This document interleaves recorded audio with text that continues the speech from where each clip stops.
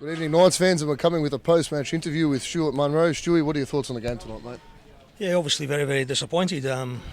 We spoke all week about the defensive frailties, about giving away easy goals, cheap goals last week, and in the first 10, 12 minutes of the game here tonight, we gave away 3 cheap, easy goals. Just not defending properly, allowing people getting the wrong side of people. It's just unacceptable defending, and then you take that with three headers that were there was not a single challenge in any of the headers. One header underneath the crossbar, one at the near post, one in the centre. All 3 headers inside the 6-yard box, not a single challenge from any of the defenders. You can't defend like that. I think we've scored 4.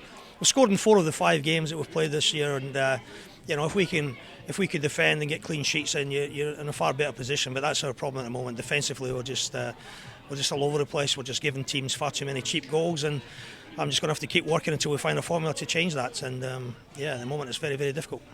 Yes, obviously with the defensive frailties at the moment, is there anything you're sort of looking to do in the next week to sort of shore that up before our next game, if we end up playing next week?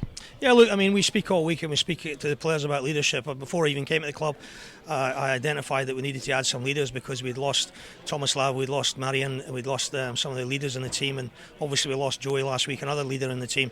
And until we get these guys back, it's these people have got to step up. We know that when Gaza comes back and Breezy comes back and Joey comes back, it's going to be it's good 3, 4, 5 games away yet before we get 2 of them back. So people need to step up. Other players need to become leaders in this team. There needs to be a voice in the team. We're far too quiet. We're far too just leaving it to somebody else to do. And at the end of the day, you get what happens tonight. That you just give away really, really cheap goals, and that's what happened to us tonight.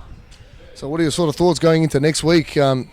Just in terms of maybe improving on our performance, any sort of changes in the team? There's not a lot of changes you can kind of make. We've tried to bring people in that deserve the chance and an opportunity, but we're really thin on the ground when it comes to numbers now.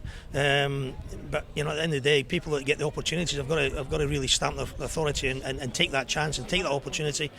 But at the moment, defensively, I'm not happy at all.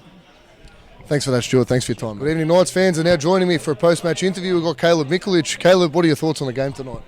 I don't even know where to start, man. Look, just from the get-go, just as a collective unit, just didn't work today, man. And we're not going to let this get to us, and we're going to make sure we're going to do whatever we can to get things right. And I just want to say sorry to the fans because that just wasn't on. Man.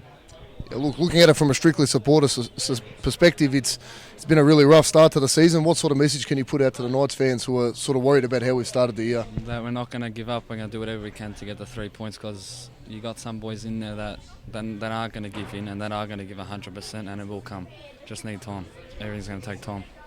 So obviously, it's your first start for the season. How do you sort of feel coming in with being given your first opportunity to start a match? It's always good to be starting for Melbourne Knights, you know what I mean? But it's just pretty crappy circumstances, obviously. But look, we're just going to regroup and keep doing what we're doing, listen to the coach, and he'll get us there. He will. So what big thing I'm hearing from the supporters is what looks like a lack of passion and an understanding of what this club means to its fans. Speaking as someone who's come up through the junior ranks and played here as long as you have, what does this club mean to you? For all us Croatian boys, you know yourself, it's in our heart. We're not going to give in. It's just how it is. But those other boys need to know that this club, we're not here to mess around, and we're supposed to be at the top. So. Caleb, thanks for your time, mate.